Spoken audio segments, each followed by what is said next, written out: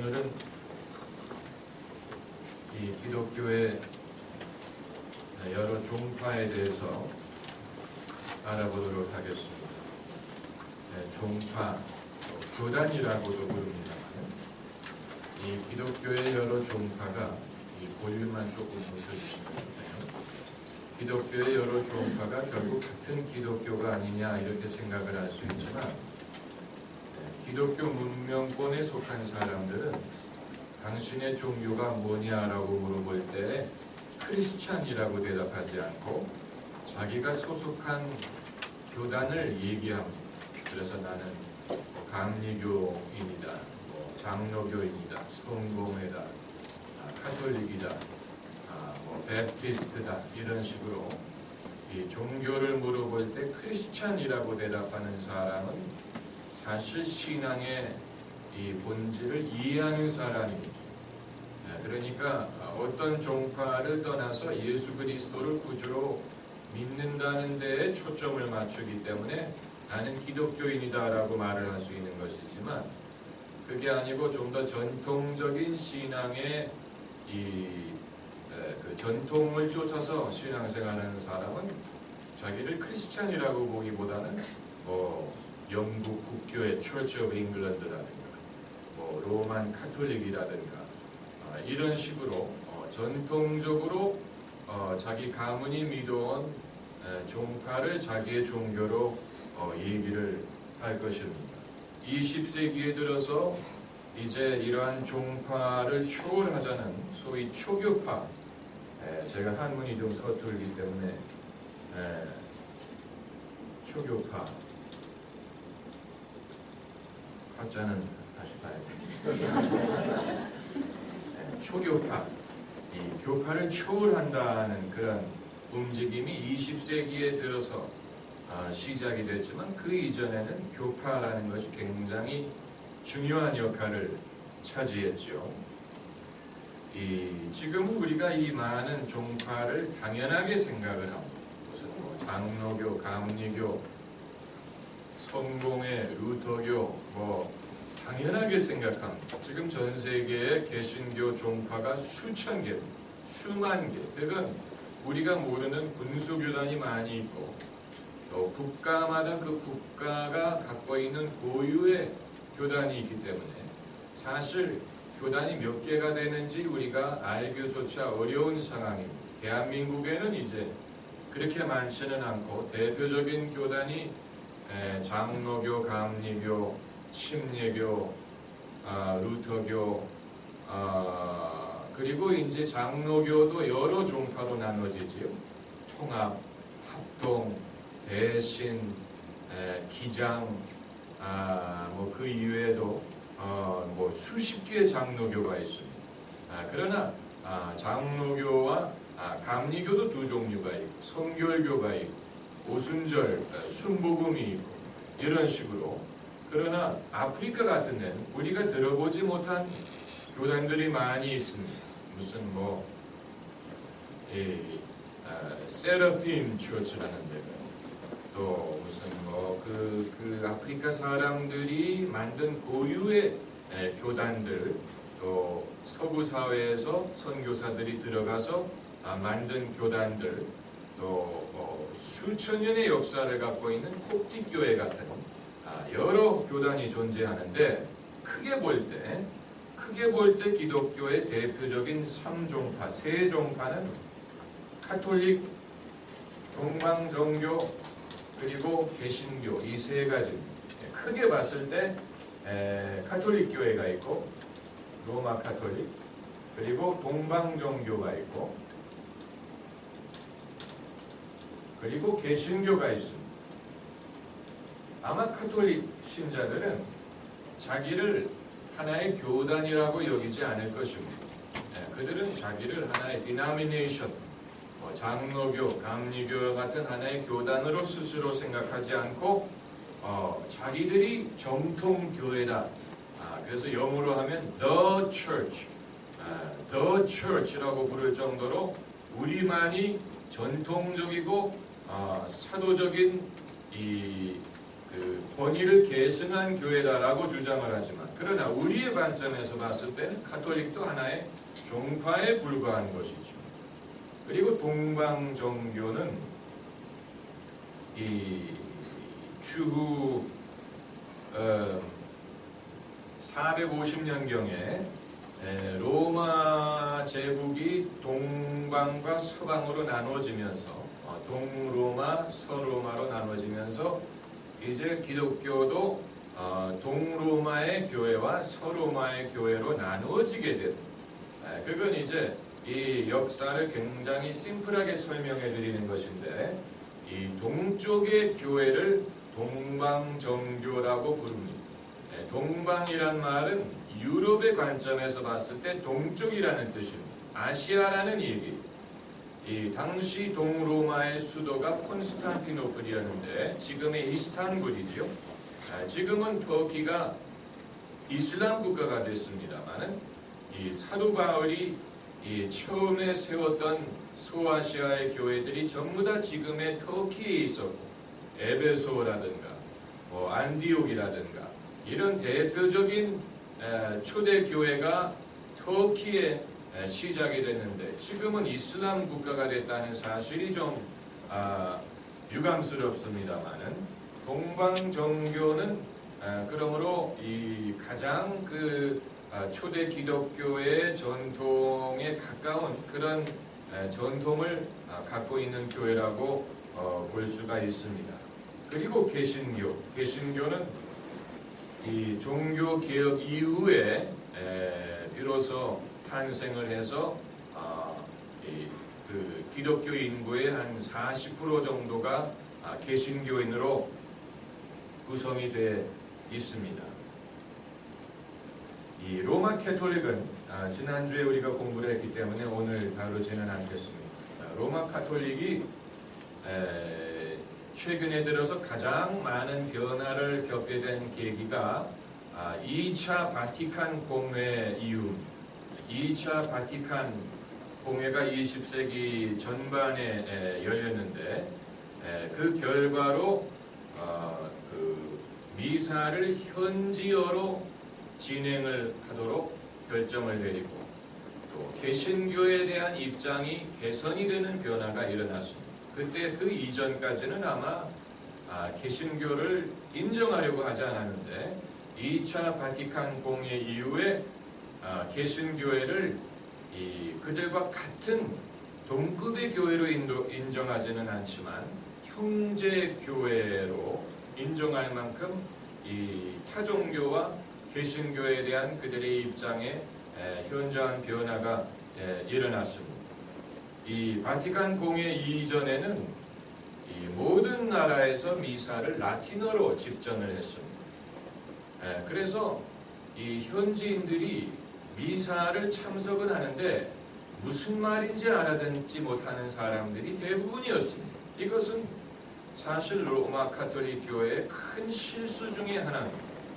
이 반대로 종교 개혁이 성공할 수 있었던 비결 중에 하나가 성경을 독일어로 번역하고, 또 이 인쇄술이 발명돼 가지고 이 사람들이 알아듣는 언어로 하나님의 말씀을 널리 전했기 때문에 신앙이 빨리 전달될 수 있었지만, 가톨릭 교회는 20세기 초까지 어느 나라든, 미국이든 유럽이든 어느 나라든 미사를 집전할 때 라틴어를 고집했습니다.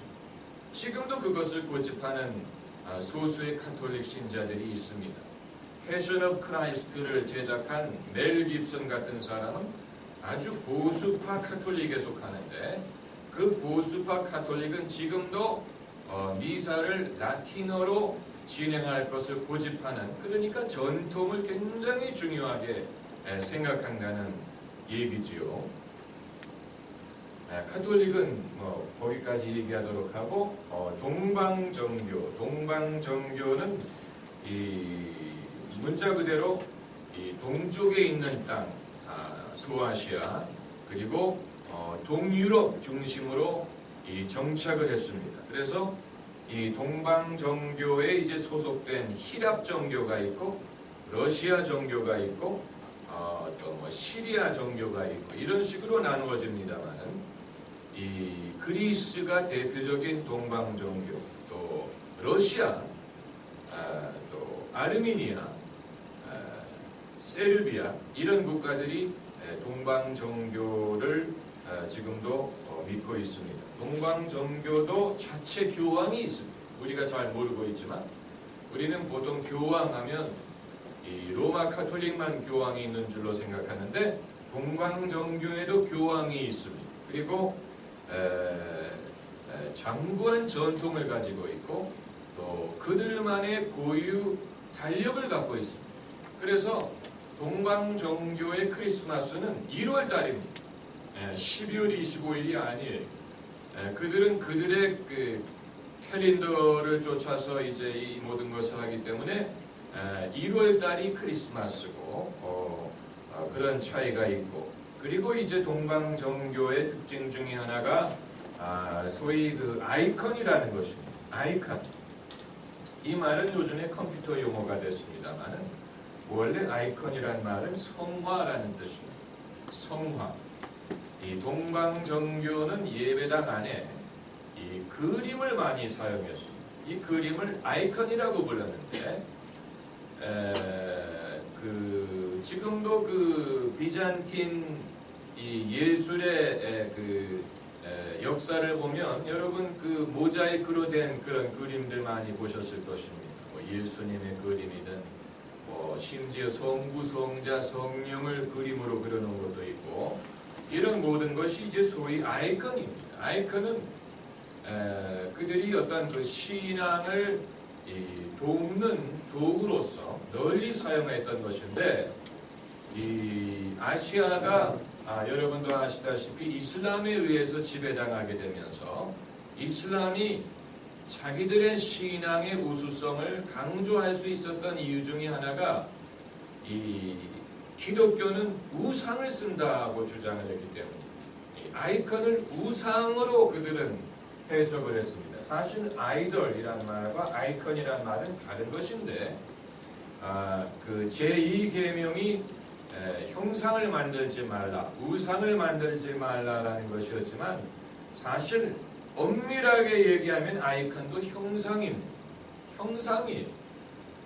하나님이 분명히 형상을 만들지 말라고 말씀하셨음에도 불구하고 이 동방 정교가 사람들의 신앙을 돕기 위하여 미술을 사용하면서 나중에 이슬람에 의하여 이것이 우상이다, 우상을 타파해야 된다라는 그런 어떤 캠페인의 희생양이 된 것이지요.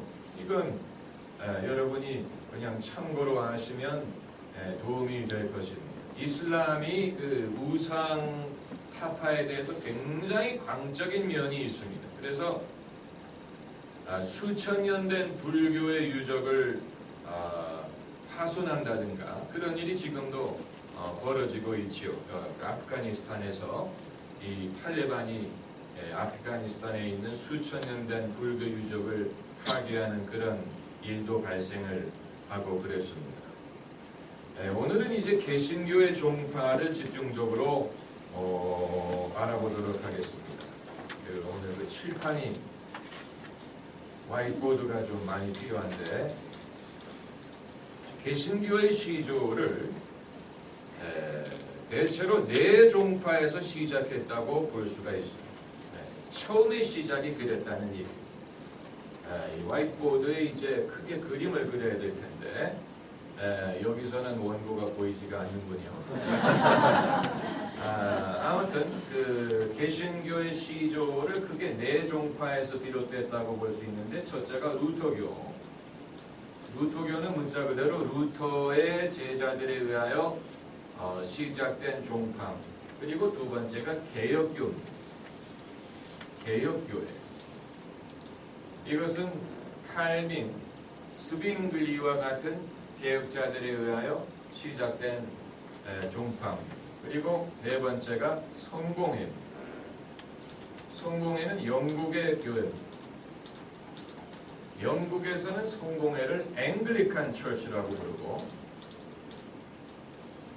캐나다에서도 앵글리칸이라고 부르는데 미국에서는 앵글리칸이란 말을 쓰지 않고 에피스코폴이란 말을 씁니다.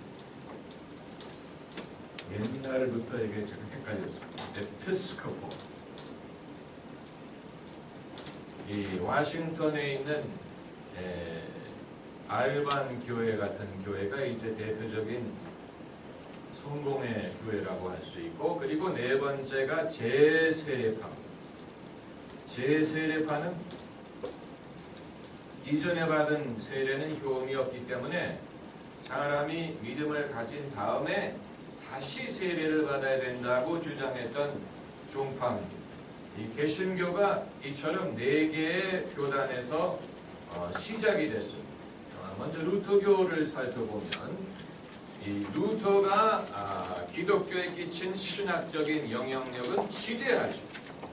모든 교회의 신학적인 또 신앙적인 영향력을 행사합니다. 그러나 직접적으로 루터교는 독일과 스칸디나비아를 중심으로 발전했습니다. 지금도 독일에 가면 독일의 개신교는 대표적으로 루터교, 그리고 스칸디나비아, 스웨덴, 노르웨이, 핀란드 이런 나라에 가면 루터교가 많이 흥하고 있는 것을 볼 수가 있습니다. 루터교. 루터교는 신학은 마틴 루터에 의한 것이지만 예배 형식은 가톨릭 교회와 많이 흡사합니다. 그러니까 굳이 예배 형식까지도 바꿀 필요를 느끼지 않은 것이죠. 신학은 바꾸지만 루터교의 예배 형식은 의외로 굉장히 순서가 복잡합니다. 일어났다가 앉았다가 가톨릭의 미사와 아주 흡사한 면이 많이 있습니다만은, 그러나 루터교는 예배를 미사라고 부르지 않고 예배라고 부릅니다. 미사라는 말은 가톨릭에서만 사용하는 단어입니다. 미사라는 말은 제사라는 뜻을 가지고 있습니다. 미사에서는 성찬식이 그 자체가 예수님의 몸과 피를 먹는 것이라고 보기 때문에 그것이 하나의 제사고, 그래서 사제만이 미사를 집전할 수 있습니다. 가톨릭에서는 이 수녀들도 할 수가 없고 평신도도 미사를 집전할 수 없고, 오직 이 안수를 받은 사제만이 미사를 집전할 수 있습니다. 사제라는 말은 제사장이라는 말이에요. 프리스트. 프리스트라는 말을 쓰는 이유는 미사가 제사라고 보기 때문에 그렇습니다. 그러나 종교개혁은 예배의 미사로서의 예배를 부인했죠. 예수님이 십자가의 단번에 죽으심으로 세상 죄를 사하셨는데 이후에 그것이 미사를 드릴 때마다 되풀이되는 것이 아니다. 그래서 이 개신교의 성직자를 목사라고 부르지 이 사제라고 부르지 않습니다. 프리스트라는 말은 더 이상 쓰지 않습니다. 예수님이 우리의 대제사장이시기 때문에 더 이상의 제사장은 필요 없다는 아주 중요한 이 신학적인 포인트고, 그리고 성찬식에 이제 먹는 살과 피가 가톨릭에서는 이게 진짜 이 사제가 축복을 하는 순간에 진짜 예수님의 살과 피로 바뀐다라는 주장을 하고, 이게 이제 transubstantiation, 화채설이란 말인데 이 몸화한다는 얘기죠.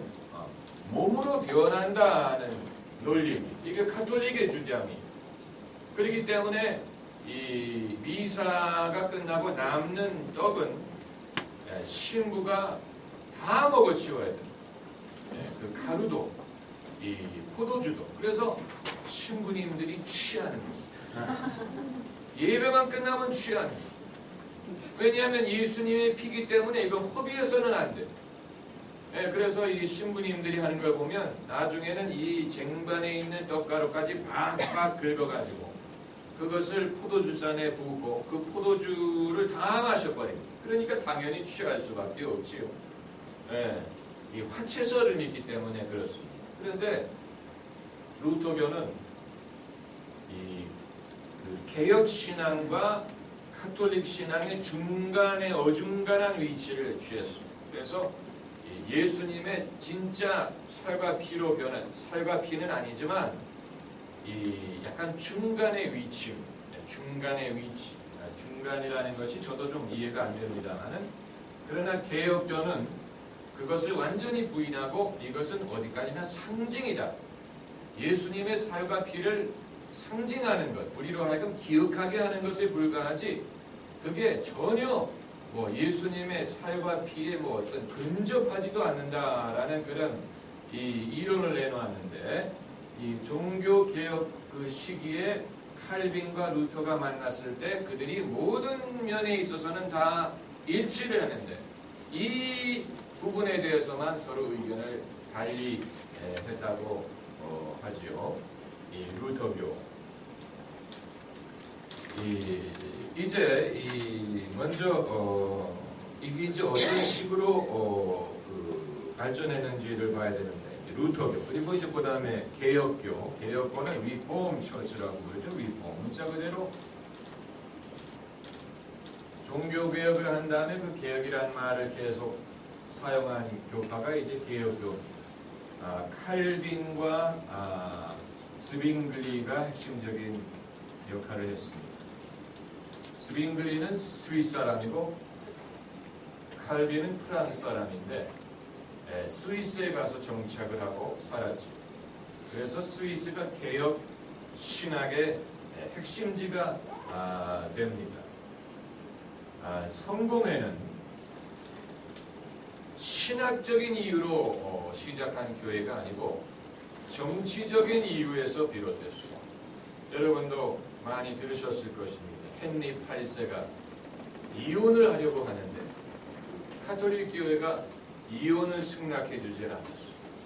그래서 이 이혼을 정당하기 위해서 영국이 로마 카톨릭에서 분리해 나와가지고 별도의 종파를 만든 것이 바로 성공회입니다.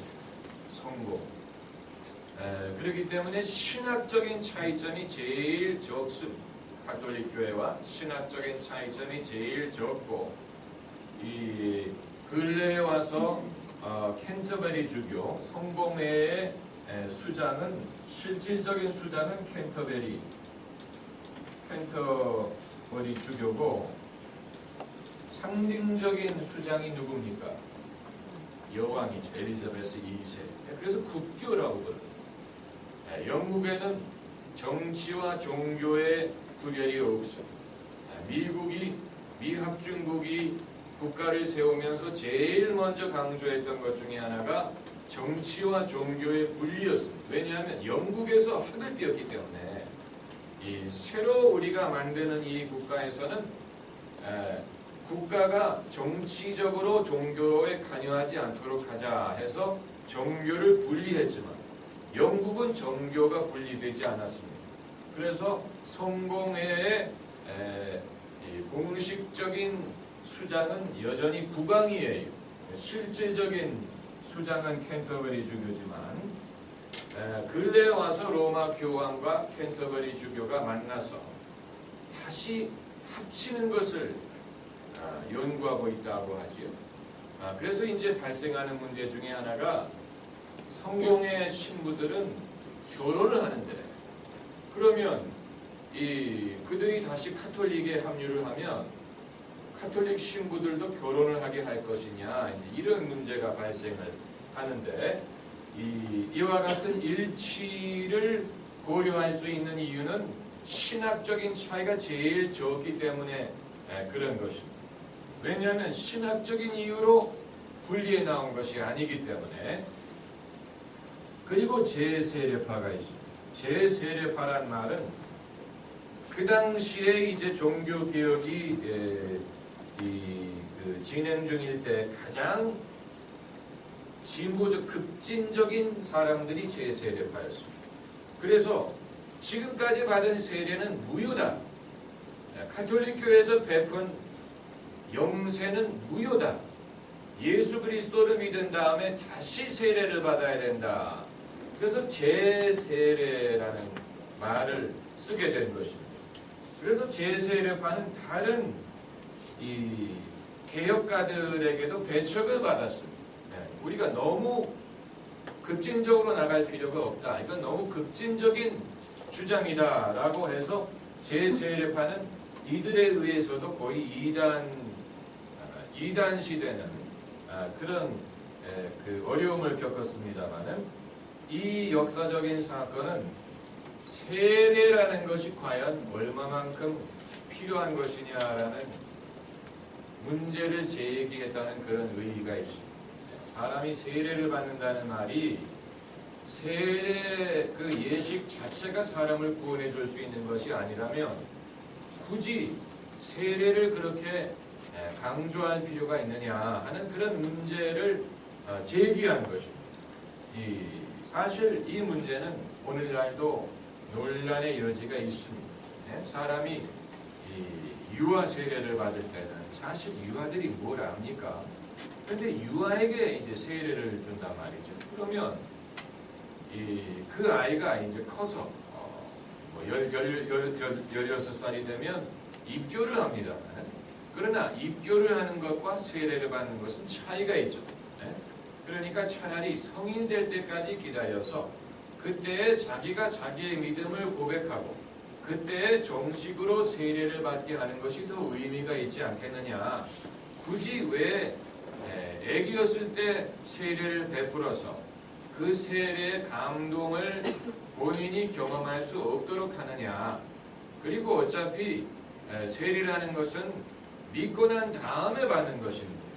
오늘날 이 교회 다니는 사람 중에는 뭐 마누라가 재촉을 해서 세례를 받는 사람도 있고 뭐 세례 받지 않으면 교회에서 결혼식을 못한다고 하니까 받는 사람도 있고 어떤 경우에는 기독교 기관에서 일하기 위해서 세례를 받는 사람도 있고 자신의 믿음과는 상관이 없이 타의에 의해서 세례를 받는 사람들이 있는데 그런 세례가 과연 효험이 있느냐.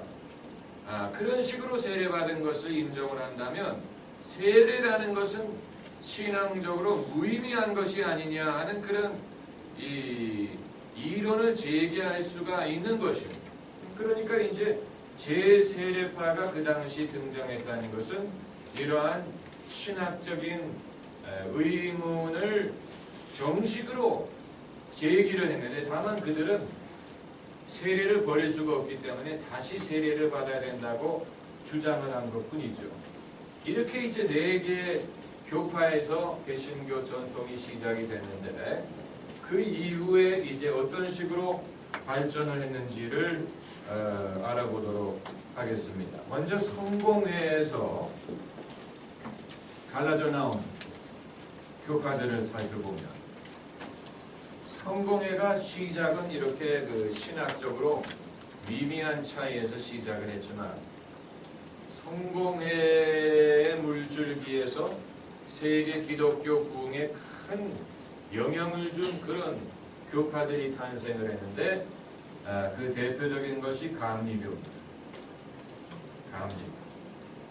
감리교의 창시자가 요한 웨슬리죠. 요한 웨슬리는 성공회 신부 출신. 성공회에서는 이제 거기서도 프리스라는 말을 썼습니다만 결혼을 하는 신부지요. 죄송합니다. 감리교를 말하기 전에 제가 그 이전에 먼저 등장한 것이 퓨리탄입니다. 퓨리탄, 청교도. 청교도가 먼저 분리에 나왔습니다. 그러니까 성공회가 발전해서 청교도가 되었다기보다는 청교도들이 성공회에 반발해서 분리에 나온 것입니다.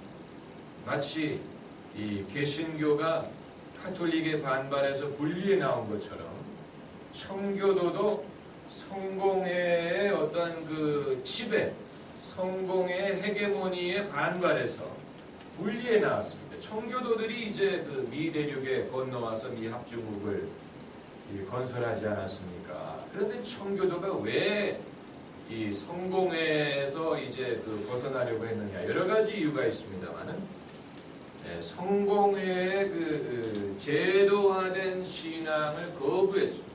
이 성공회에서는 예를 들면 이 공기도문이라고 Book of Common Prayer라는 기도문이 있어요. Book of Common Prayer. 이 책에 모든 경우에 이런 식으로 기도하라는 기도의 틀이 있습니다. 결혼식 때 기도, 누가 아플 때 기도, 애를 위한 기도, 저녁에 하는 기도, 아침에 하는 기도, 이런 식으로 이 경우마다 이 성도들이 해야 되는 기도문이 있습니다. Book of Common Prayer. 우리로서는 상상할 수 없는 거죠. 우리가 교회 올 때 들고 오는 책은 단 2권이죠. 성경과 찬송가. 그런데 성공회는 성경을 들고 안 다녀도 되는데 Book of Common Prayer는 들고 다녀야 돼요. 왜냐하면 그 속에 기도문이 들어있고 그 기도문대로 기도를 해야 돼요. 자기가 하고 싶은 기도를 할 수 있는 게 아니고 기도문대로 기도해야 돼요. 여기에 청교도가 반발합니다.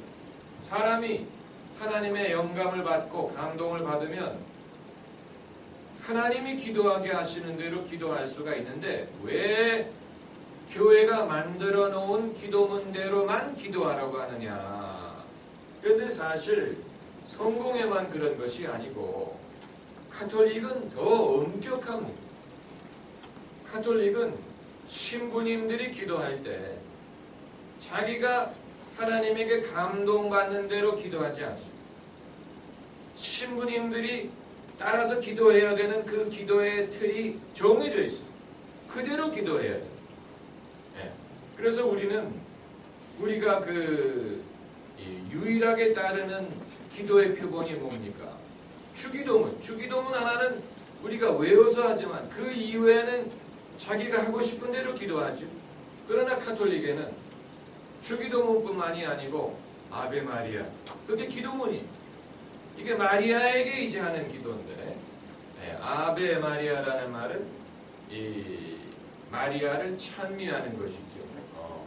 이 헤일 메리, 마리아여 당신이 복이 있나이다, 뭐 이런 식으로. 그게 이제 라틴어로 아베 마리아, 아베 그 마리아에게 드리는 기도고, 또 무슨 뭐 사람이 임종할 때 드리는 기도, 뭐 병이 들었을 때 드리는 기도, 이런 식으로 그 경우마다 이 해야 되는 기도문이 다 정해져 있습니다. 청교도가 그러니까 이 훨씬 더 그 사람의 소신대로, 자기의 믿음대로, 또 하나님의 인도대로, 하나님의 주시는 은혜대로 신앙생활하기를 원했습니다. 그래서 그들이 종교의 자유를 얻기 위하여 아메리카 대륙으로 건너온 것입니다. 그러니까 아메리카를 발견한 사람은 누굽니까? 콜럼버스인데, 그러나 북아메리카에 정착한 사람들은 영국 출신 청교도들이어서, 그래서 와스프들, 영국계가 미국과 캐나다를 만들게 된 것입니다. 영국계는 그 신앙의 자유를 쫓아서 왔다는 사실, 청교도 정신이라고 있지 않습니까? 굉장히 그 신앙대로 살려고 노력을 많이 한 사람들입니다.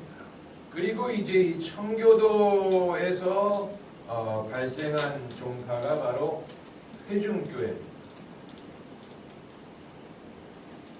회중교회는 한국에 없습니다. 영어로 하면 Congregationalist. 회중교회는 사실 이 회중교회라는 말은 그 신학을 말하기보다는 교회 정치를 말하는 거죠.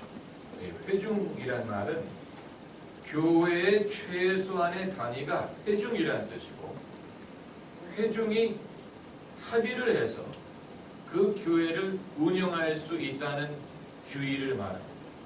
그러니까 이 카톨릭처럼 교황으로부터 내려오는 치시상, 전통 이런 것을 따르는 그런 게 아니고 성공회처럼 이 국왕이 간섭할 수 있는 그런 교회가 아니고 굉장히 미국적인 사고방식. 그 개교회가 교회 회중의 합의에 의해서 우리가 뭐 예배당을 새로 짓자라든가, 뭐 우리가 어느 목사님을 청빙하자라든가, 뭐 우리가 뭐 예산을 어떤 식으로 쓰자라든가, 이런 교회의 중요한 일들을 회중이 이 합의에 의해서 결정할 수 있다는 정치적인 철학을 갖고 있는 그 교단입니다. 회중교회. 그래서 그들이 그 회중교회의 사상을 어느 성경 구절에서 찾냐면, 너희 두세 사람이 내 이름으로 모이는 곳에 내가 너희와 함께 있느니라. 두세 사람이 함께 모이는 그것이 회중의 시작이다. 주님이 거기에 함께 하시고 주님이 그 교회를 인도하신다라는 믿음에서 시작한 것입니다. 회중교회는 주로 미국과 캐나다에서만 찾아볼 수가 있습니다. 굉장히 미국적인 개념, 굉장히 그 독립적이고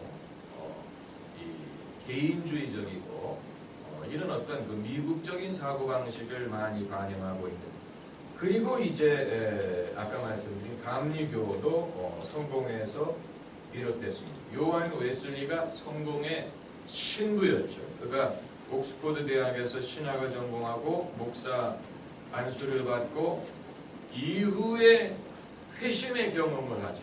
올더스게이트라는 곳에서 가슴이 이상하게 뜨거워지는 체험을 하면서 그 이전에 갖고 있었던 모든 의심, 또 의구심 이런 것이 사라지고 자기가 죄사함을 받고 구원을 받았다는 확신을 갖게 된 것이 이제 요한 웨슬리의 유명한 올더스게이트 회심입니다.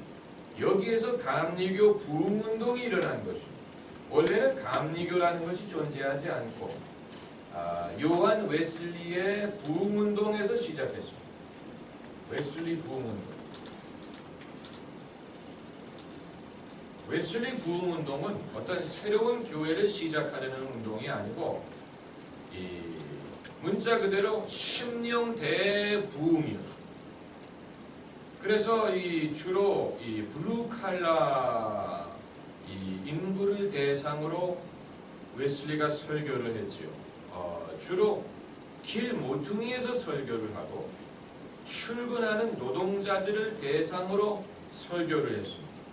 그가 설교하는 시간이 보통 오전 6시 이런 시간에 광산에 가는 노동자들, 이런 그 노동자들을 대상으로 설교를 했는데 한 번 설교할 때 수천 명씩 모였다고 하죠. 길거리.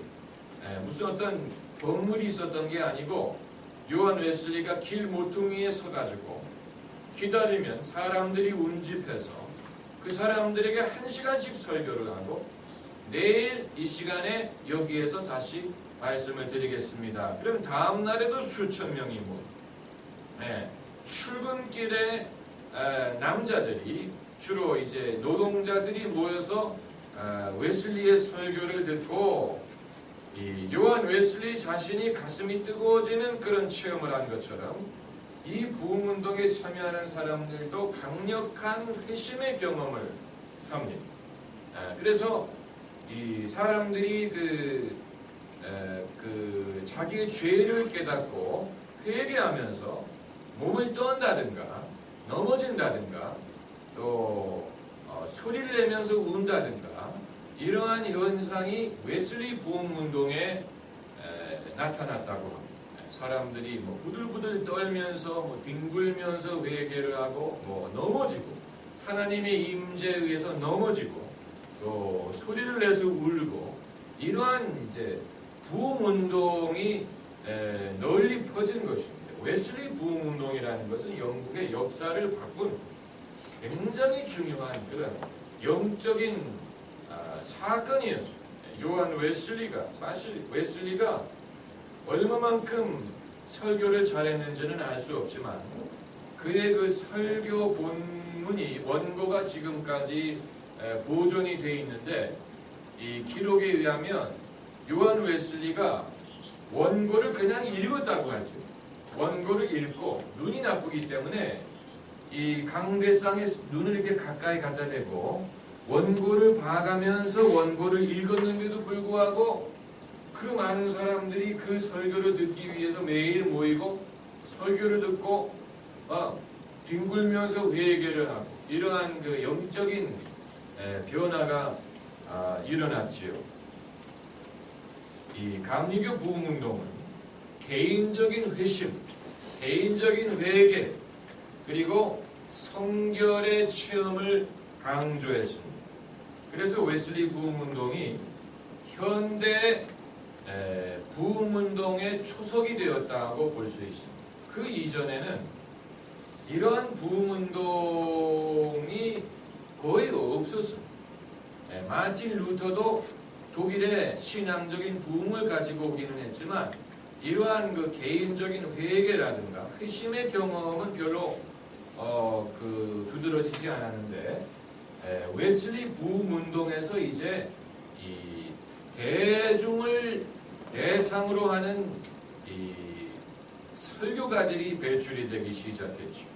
그 설교, 부흥설교의 전통이 웨슬리로부터 시작됐습니다. 그래서 요한 웨슬리뿐만이 아니고 윗필드 같은 사람도 대단한 대중 설교가였고, 그리고 이제 미국으로 건너와서 미국의 유명한 대중 설교가들이 많죠. 요나단 에드워드라든가 이 피니라든가 D.L. 무디라든가 빌리 선데이라든가, 그리고 20세기에 빌리 그레함에까지 많은 이 유명한 대중 설교가의 전통이 요한 웨슬리로부터 시작됐다고 볼 수 있습니다. 여기서 우리가 유념할 것은 영어가 대중 설교의 언어로 채택이 되었다는 것이죠. 그러니까 영어가 세계적인 언어가 될 수 있었던 비결 중에 하나가 복음을 전하는 언어로 사용이 되기 때문에 하나님이 이 언어를 축복하셔서 세계적인 언어가 되게 하신 것이 아니냐, 이렇게 볼 수 있습니다. 왜냐하면 웨슬리 이후로 세계적인 설교가들은 거의 대부분이 영어권이었기 때문에 윗필드라든가 피니, 무디, 빌리 선데이, 빌리 그레함 하면 유럽 사람도 알고 아시아도 알고 전 세계가 아는 대표적인 부흥사인데, 영어로 하나님의 말씀을 전했다는 사실, 영어라는 언어가 복음을 전하는 대표적인 언어가 되었기 때문에 오늘날 신학을 공부할 때 정통 유럽의 신학을 공부하기 위하여 독일로 유학을 간다든가 제네바로 유학을 가는 사람들이 있지만, 그러나 교회 성장학이라든가 설교학이라든가 좀 더 이 대중적인 신학을 공부하기 위해서는 다 미국으로 가는 이유가, 이러한 부흥운동이 영국에서 시작해서 미국에 정착을 하고 미국을 중심으로 전 세계로 뻗어나가기 때문에 그런 것입니다. 그래서 웨슬리 부흥운동이 감리교라는 이 교단으로 발전을 했죠. 감리교. 그리고 감리교에서 비롯된 종파가 성결교.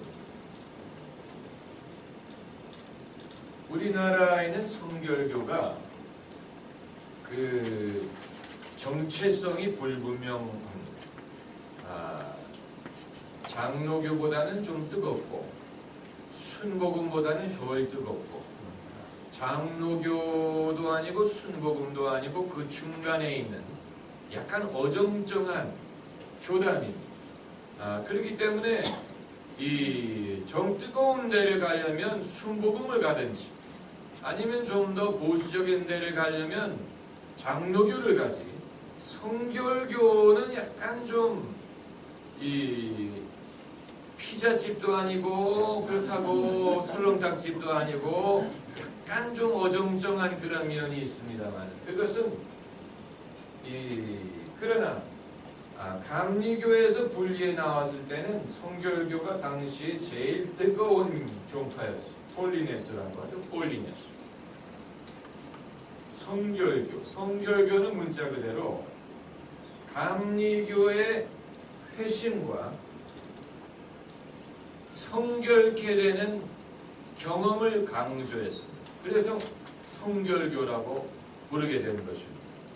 이 루터교가 이 구원의 확신을 갖도록 도왔다면, 성결교는 성결의 확신을 갖도록 도왔다고 볼 수 있습니다. 내가 구원을 받은 것뿐만이 아니고 내가 죄에서 자유함을 얻고 죄가 더 이상 나를 다스리지 못한다 하는 어떤 성결의 체험, 이 하나님이 나를 깨끗게 해주시는 그런 체험을 강조한 이 굉장히 개인적인 그 신앙 체험을 강조하는 종파입니다. 여기에서 이제 파생된 것 중에 하나가 구세군. 구세군도 영국에서 시작하고 성결을 강조했지요. 우리나라는 구세군 하면 성탄절에 이 종소리밖에는 사람들이 몰라. 구세군 하면 딸랑딸랑. 구세군 하면 빨간색과 딸랑딸랑인데, 국내에서는 그거밖에 몰라. 구세군이 뭘 하냐? 성탄절날 냄비 갖다 놓고 딸랑딸랑한 그거 이외에는 사실 우리가 모르잖아. 구세군이 교단이라는 사실을 아는 사람 별로 없어.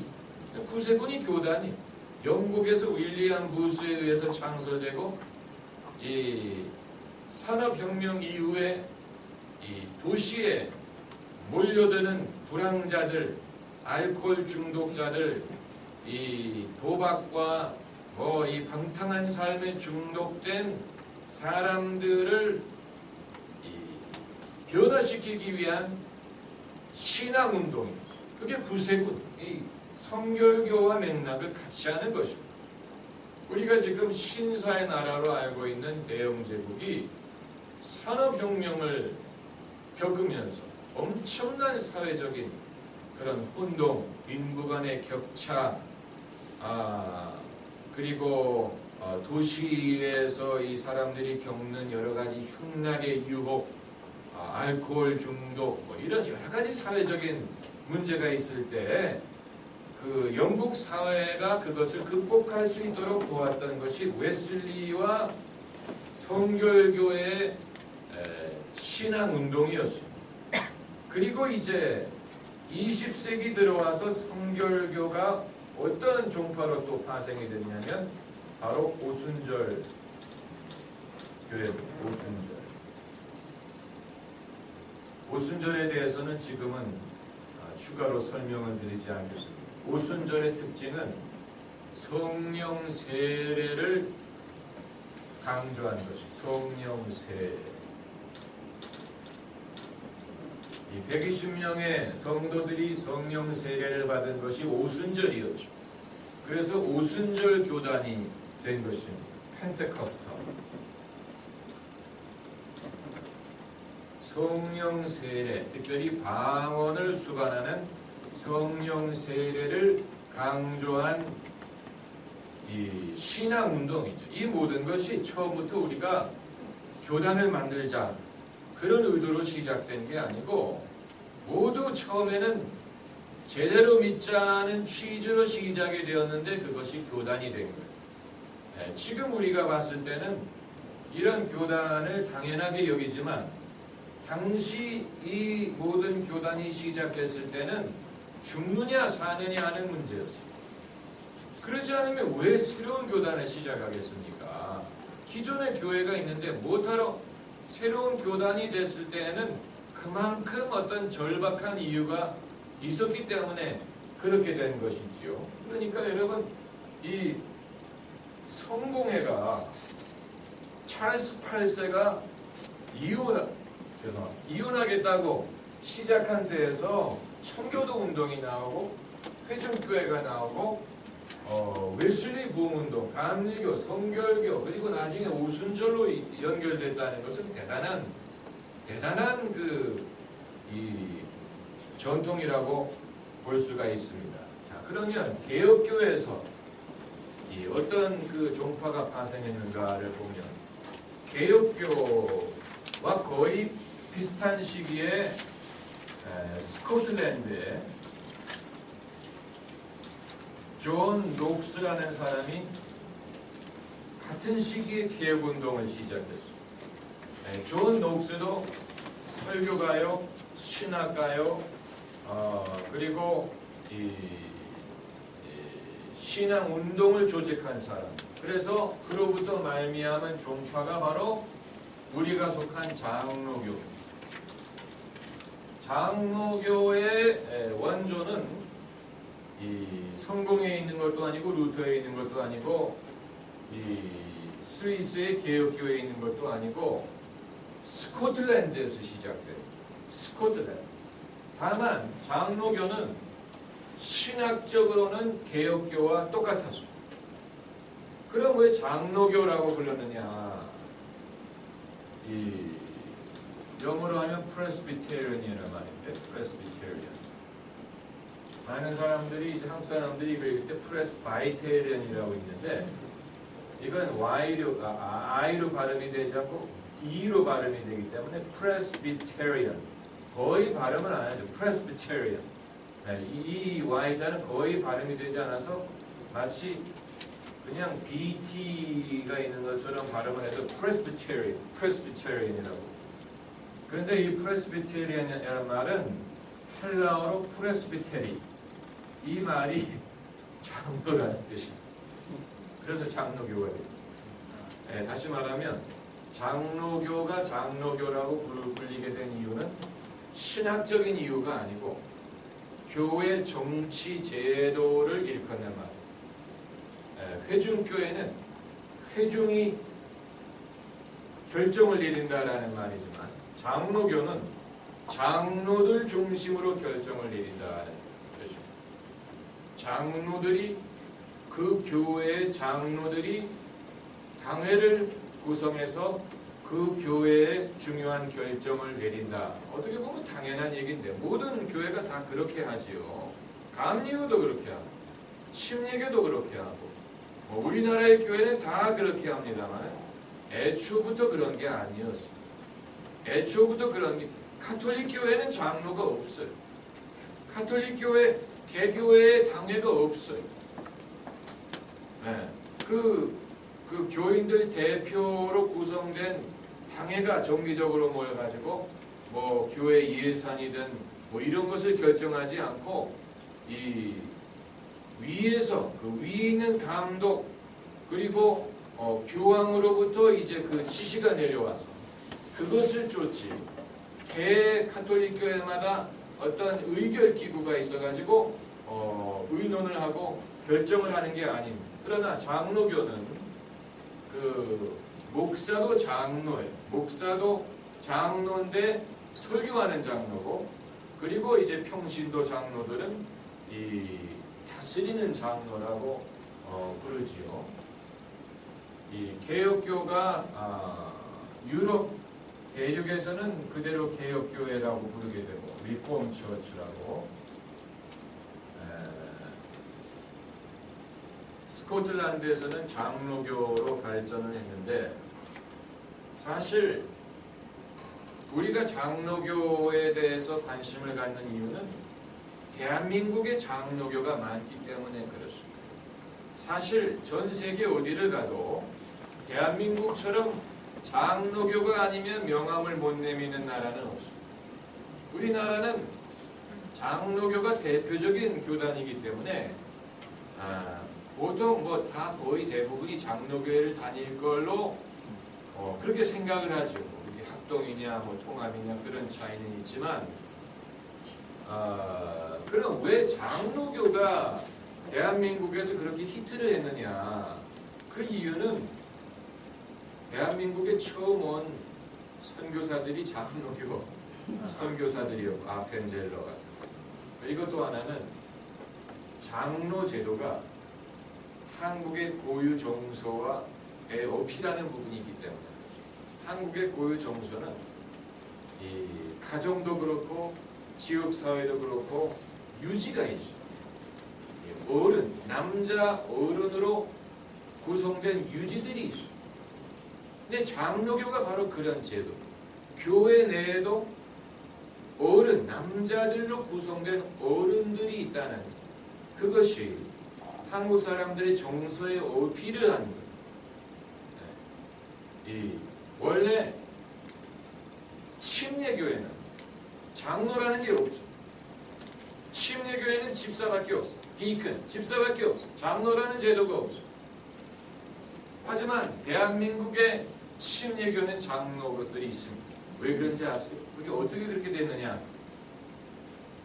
장로교회에서 장로가 된 다음에 침례교회로 옮겨온 사람들이 목사가 그분들을 집사로 강등할 수가 없는 장로가 이미 된 사람들에게 집사님 이렇게 부를 수가 없죠. 그래서 장로님이라고 불러야 되니까. 그러다 보니까 우리도 장로를 만들자. 그래가지고 한국의 침례교회가 장로라는 제도를 도입을 하는 거예요. 그러니까 장로교가 그야말로 모든 교회를 다 잡아먹은 거예요. 그 정치 제도가. 대한민국의 장로교는 정치적으로는 다 장로교 전통을 고수를 하지만 신학적으로 순수 장로교 신학을 유지한 교회는 극소수에 불과합니다. 한국의 장로교회는 신학적으로 짬뽕입니다. 짬뽕. 그래서 굉장히 실용주의적. 교회를 부흥시킬 수만 있으면 양재물이라도 먹습니다. 여기 한국의 장로교 목사님들이 교회를 부흥시킬 수만 있으면 모든 것을 도입하고, 네, 어느 교회에서 찬양 예배를 드린다면 찬양 도입하고, 또 뭐 어느 교회가 성령운동 한다 그러면 성령운동 도입하고, 또 어느 교회가 축복을 강조한다 그러면 축복 도입하고. 한국의 장로교회는 문자 그대로 비빔밥. 네. 그 정통 장로교 신학은 개혁 신학인데 칼빈주의죠. 칼빈주의라는 말이 여기서 비롯돼서 칼빈주의와 대립을 이루는 신학이 웨슬리 신학입니다.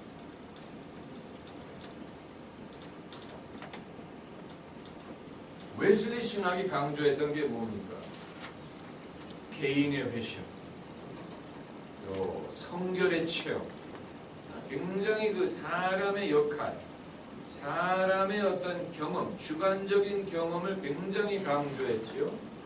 그러니까 사람이 자기가 구원받았다는 사실을 알 수 있고 확신할 수 있고 경험할 수 있다. 이게 웨슬리 신학인데, 칼빈주의는 사람의 구원은 사람의 선택에 의한 것이 아니고 하나님의 예정에 의한 것이기 때문에 이 사람이 자신의 선택, 자신의 자유의지는 큰 역할이 없고 하나님의 예정, 하나님이 만세전에 나를 당신의 자녀로 예정하셨으면 내가 구원을 받는 것이고, 그렇지 않으면 내가 지옥 가는 것이다. 이제 이게 칼빈주의를 좀 확대한 것입니다만은 예정론이 바로 그 얘기 아닙니까? 예정론. 하나님의 예정에 굉장히 큰 비중을 두는 것이죠. 웨슬리 신학과는 완전히 반대. 웨슬리 신학은 사람은 얼마든지 자기의 그 선택을 통하여, 자기의 의사를 통하여 은혜를 받을 수 있고 구원을 확신할 수 있고 이런 그 주관적인 경험을 할 수 있다라는 것을 강조하지만 칼빈주의는 이 모든 것은 하나님의 예정에 의한 것이고 사람이 스스로 자기의 의사로 그것을 확인할 수 있는 것이 아니다. 이게 이제 칼빈주의인데 얼마나 상반됩니까? 그러나 한국의 장로교는 갈비국인지 이 시금치국인지 알 수가 없습니다. 짬뽕이 됐기 때문에. 그래서 부흥회할 때는 여러분 결단하십시오. 예수 그리스도를 구주로 믿으실 분은 앞으로 나오십시오. 성령 받을 사람 자리에서 일어나십시오. 여러분 이 시간에 회심하시기 바랍니다. 여러분 예수 그리스도를 영접하시기 바랍니다. 이러다가 주일 예배 드릴 때는 하나님의 예정에 의하여 우리가 고난을 극복해야 되고 고난 중에 우리가 인내해야 됩니다. 하나님의 섭리가 이루어질 줄 믿어야 됩니다. 이 사람들이 완전히 배멀미를 하는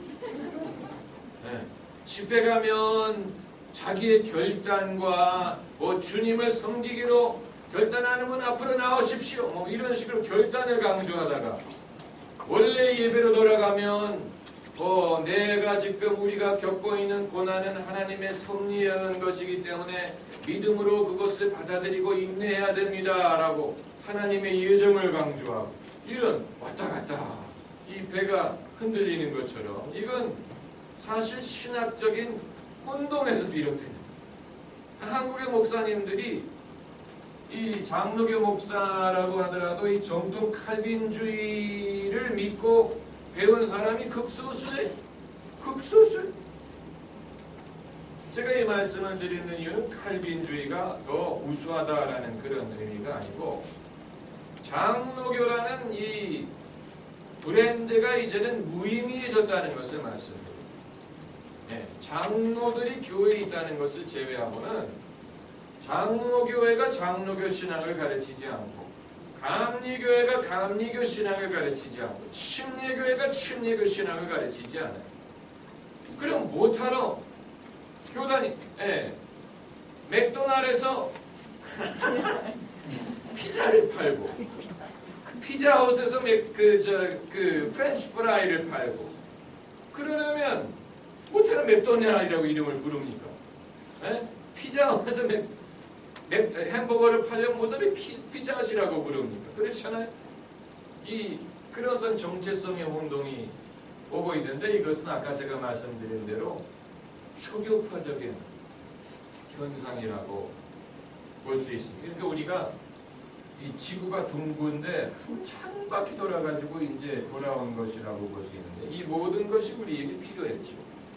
이런 모든 교단, 이런 그 역사가 우리에게 필요했는데 이제는 우리가 이 많은 것을 수렴해서 장로교는 장로교대로 감리교, 순복음, 침례교, 로만 가톨릭 이런 그 다양한 교단들의 장단점을 우리가 알고 취할 것은 취하고 이런 시대가 도래했다는 뜻이 아닌가 이렇게 볼 수 있습니다만은 제가 개인적으로 느끼기에 이 시대에 거의 유일한 칼빈주의 목사님은 박선희 목사님밖에 없습니다.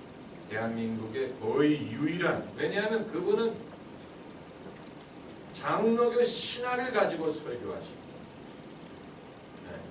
그런 분은 없습니다.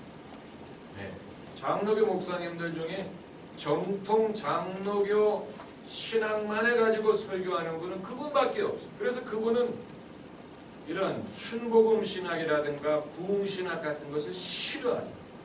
왜냐하면 당신의 그 신학적인 프레임에 그걸 용납하지를 못하는 그런 이 칼빈주의에 부합하지 않는 다른 신학적인 것을 이렇게 의도적으로 분별하고 그것을 배척하는 분은 그분밖에 없어요. 그 이외의 목사님들은 아까 말씀드린 것처럼 산기도 가면 순복음 목사가 됐다가 신학교 가서 설교하면 칼빈주의자가 됐다가 교회를 부흥시키기 위해서는 양잿물이라도 마시는 그런 신학적인 불분명함을 가져오게 됐지요. 그리고 침례교를 생각하지 않을 수 없습니다. 침례교. 침례교가 제세례파에서 시작된 것은 아니지만 비슷한 맥락에서 시작됐다고 볼 수 있습니다. 침례교의 특징은 침례, 그 이름 속에 그 특징이 다 나와요. 침례교는 세례가 아닌 침례를 받아야 된다고 주장합니다. 침례는 사람이 물속에 잠기는 세례 방식을 말합니다. 물속에 잠기는 이 장로교에서는 세례를 줄 때 그릇에다가 물을 가져와서 담아가지고 이제 그 손을 넣어서 손에 어느 정도 물을 퍼가지고 사람 머리에 붓는데 이거 너무 하게 되면 옷이 다 젖어버리기 때문에 적당히 해야 돼요. 그러지 않으면 막 사람들이 막 이래가지고 이렇게 부으면 완전히 그 사람 그야말로 머리하고 온 거 뭐 이런 거 완전히 뭐 다 망가져버리고. 그러니까 이제 그렇다고 물을 그냥 발라버리면 손바닥에 이렇게 해가지고 이렇게 바르면 이건 세례도 아니고, 그러니까 세례 같은 느낌을 줘야 되면서 그렇다고 옷을 갈아입어야 되는 그런 뿌리는 식의 그 세례 방식을 사용하는 침례교는 아니다. 예수님이 받으신 세례는 침례였고 초대교회의 세례 방식은 침례였다.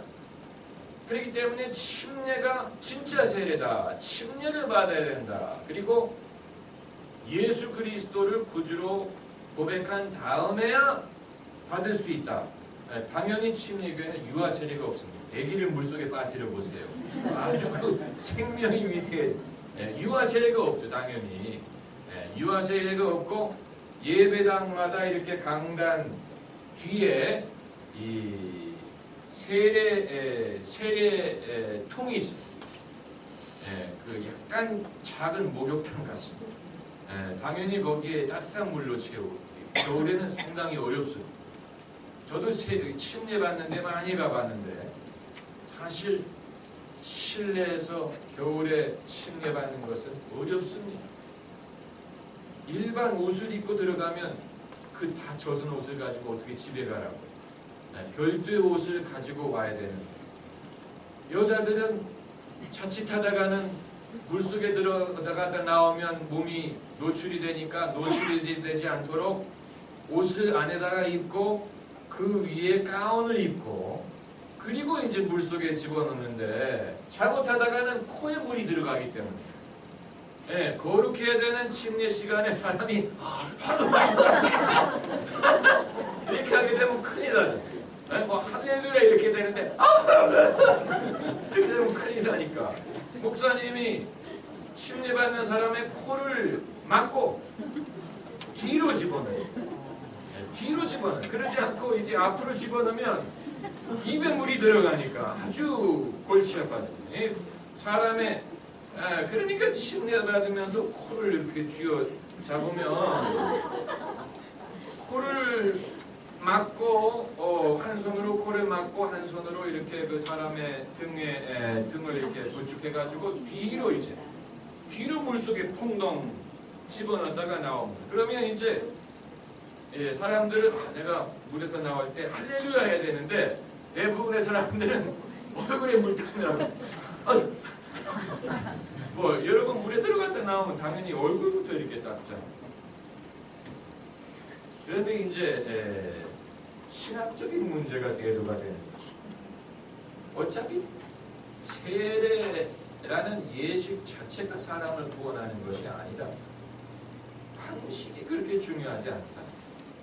그리고 예수님이 그런 식으로 침례를 받았는지 아니면 그 요단강 여러분 가보시면 아시겠지만 요단강이 무슨 한강처럼 물이 많은 강이 아니고 예수님이 세례받으셨다고 하는 지점은 그야말로 계곡이에요. 계곡. 강이라기보다는 계곡이에요. 그래서 물이 사람이 빠질 정도로 깊지 않았을 거라고. 그런 깊은데 미쳤다고 사람이 걸어 들어가가지고 거기서 세례를 베풉니까? 그러다 사람 떠내려가게. 그러니까 그 당시 사람이 그 물속 요단강에 들어갔을 때 물이 키 위에 찼을 리가 없다는 것이고, 그러므로 그런 상황에서 사람을 물에 빠뜨렸겠느냐? 아니면 그냥 물을 이렇게 떠가지고 머리에 부었겠느냐? 성경은 그 방법을 얘기하고 있지 않아요. 그리고 이스라엘 그 지역의 특징이 뭡니까? 물이 귀하다니. 물이 귀한 지역인데 모든 사람이 다 침례를 받는다면 그 물을 어디서 구해요? 아니, 지금처럼 무슨 욕조가 있는 것도 아니고 그 많은 사람에게 다 침례를 베풀어야 했다면 어디서 그 물을 구하니?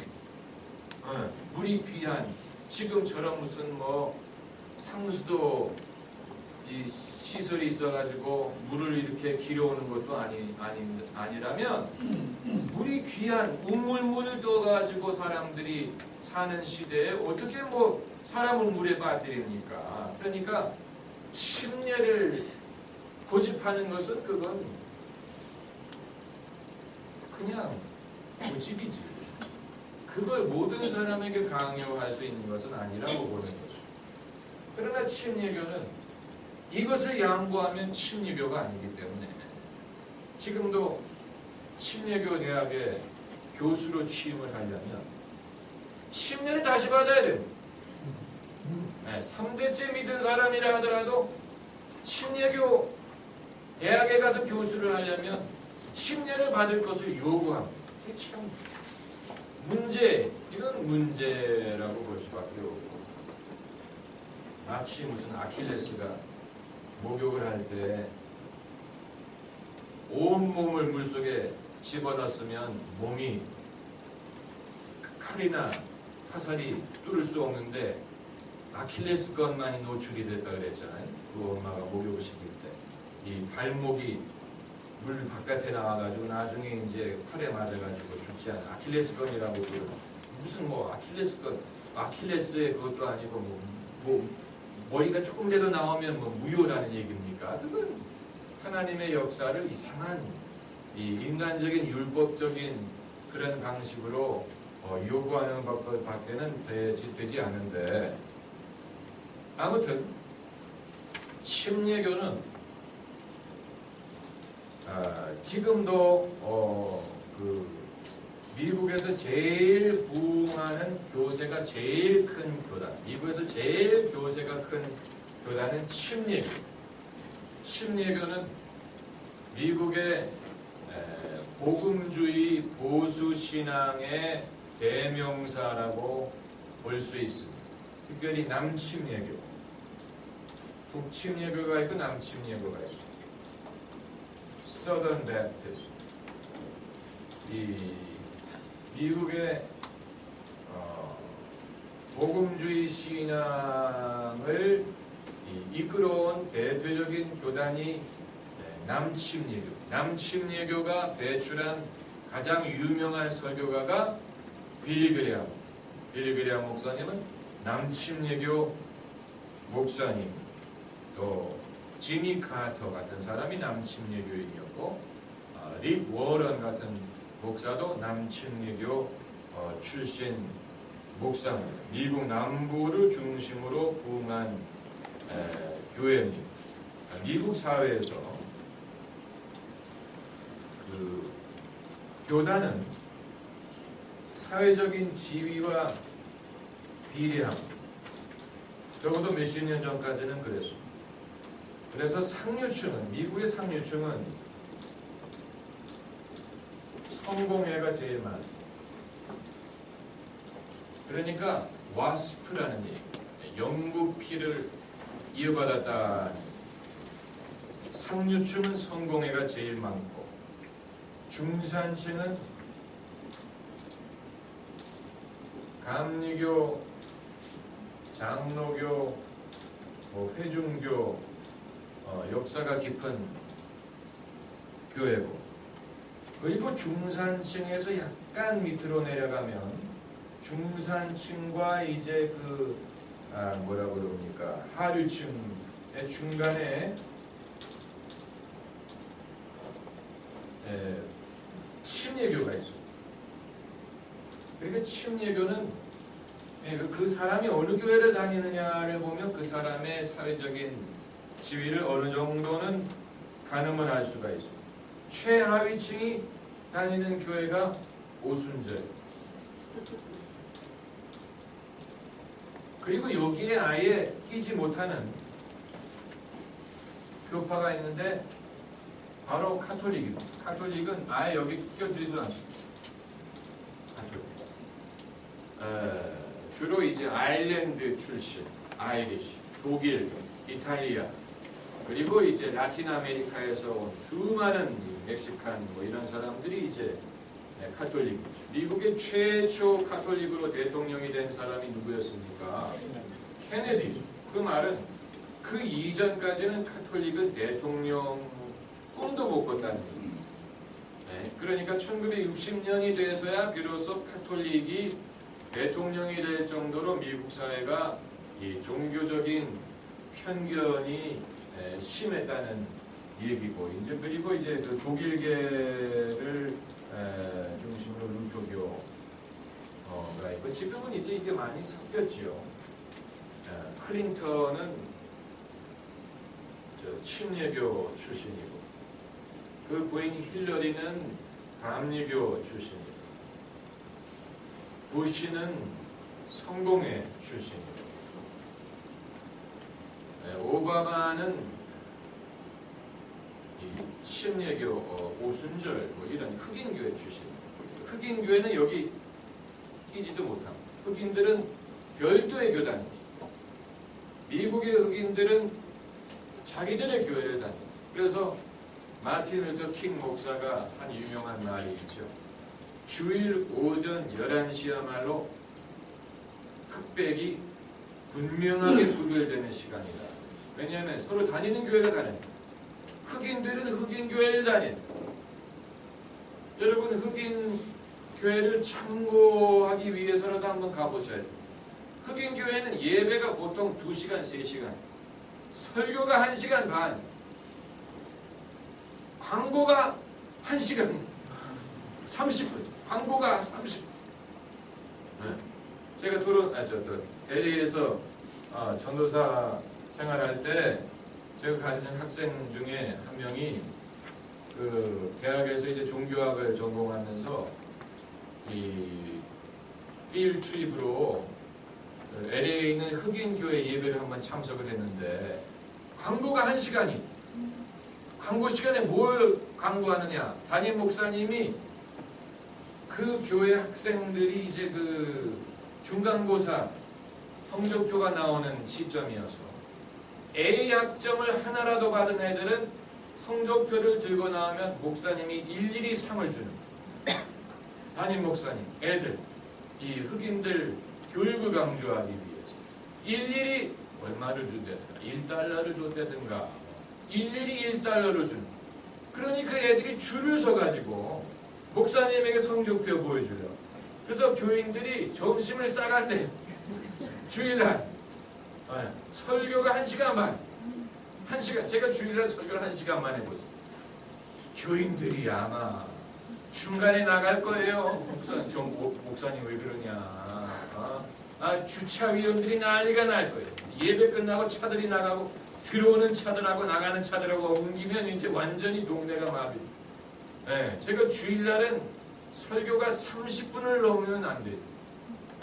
제 자신도 뭐 그렇게 설교를 길게 하겠습니까? 그런데 흑인 목사님들은 뭐 땀을 뻘뻘, 흑인 목사님들은 목에서 피가 나지 않으면 성령을 못 받습니다. 설교를 하면서 목에서 피가 나와요. 땀을 뻘뻘 흘리면서 뭐 왔다 갔다 하면서 그 흑인 교회는 목사님만 설교를 하는 게 아니고 성도들이 같이 설교를 해요. 설교하면 뭐 성도들이 일어나가지고 뭐 아멘, 뭐 할렐루야, 뭐 이러고 뭐 설교하다 말고 오르간 반주가 나와. 그럼 오르간에 맞춰가지고 이제 목사님이 I feel it, I have a feeling, something good is going to happen. Yes, say with me. 하면 오르간이 따라라라라라 그러면서 그거 한 15분 합니다. 그러니까 목사님들이 잘 먹어야 돼. 흑인교회를 하려면 이 고기를 많이 먹고 칼로리 소모가 엄청나고 1시간 반 예배가 3시간. 저희 아이가 영국에서 제가 그 동네에 은혜로운 교회가 없어가지고 인터넷으로 검색해 보니까 흑인 교회가 있고 거기를 가보라 했는데 몇 번 가보더니 그 인상을 물어보니까 거기는 사람이 끈기가 있어야지 예배를 드리는 거예요. 네, 그 예배가 얼마나 길고 그런지 이거 상당한 끈기가 없으면 예배를 드릴 수가 없다는 거예요. 그러니까 흑인들이 그런 교회를 다니다가 그냥 점잖게 한 곳에 서가지고 이 교양 있는 영어를 쓰면서 이 원고대로 설교하는 교회를 가가지고 그게 성이 차겠습니까? 그렇지가 않는 거죠. 이 흑인들은 자기들 교회가 있어. 자기들 교회가 있어. 얼마나 이 사람에 따라서, 사람의 성향에 따라서, 신앙 체험에 따라서 많은 종파가 존재하는지 우리가 알 수가 없는 것이죠. 그러나 저는 앞으로 우리가 갈 길은 초교파적인 그런, 왜냐하면 지금은 퓨전의 시대이기 때문에 초교파적인 방향으로 갈 수밖에 없되, 다만 자신의 분명한 신학적인 정체성은 필요하다고 봅니다. 퓨전의 시대에 분명한 신학적인 정체성이 가능한가 하는 것은 그 목사님의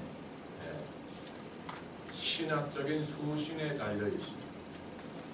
그러니까 교회를 부흥시키기 위해서는 양쟁물이라도 먹겠다라는 그런 목사는 소신을 혼신짝처럼 버린 것이에요. 이런 상황에서는 이렇게 목회하고 저런 상황에서 저렇게 목회하는 그런 교회는 좀 바람직하지 않다고 보고, 자기의 그 분명한 신학적인 소신을 가지고 흔들리지 않는 그런 교회가 이 시대에 필요하다고 봅니다. 오늘 강의는 여기까지 하겠습니다. 여러분